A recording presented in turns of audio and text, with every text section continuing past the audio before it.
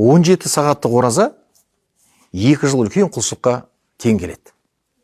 Олай дейтініміз, мына ертең Арафа күнгі ораза бар.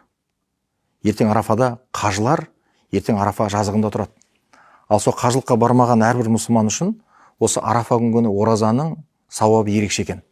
Пайғамбарымыз Аллахның саллаллаху алейхи вассалам хадисте айтады, Арафа күнгі ұсталынған ораза, яғни бір-ақ күндік ораза, яғни 17 сағаттық ораза дейді, мен өткен жылдың және келер жылдың күнә қате кемшіліктері кешіріледі деп үміт етемін деген екен.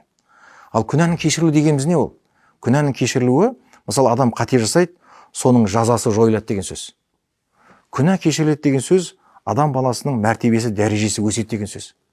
Күнә кешіріледі дегеніміз, адам баласының жан дүниесі тазарады, ішіндегі кірлер кетеді деген сөз. Күнәнің кешірілуі дегеніміз, Алланың мейіріміне лайық болып, Алла ол пендесін жақсы көріп қалады деген сөз. Сондықтан осындай оразаларға асығайық.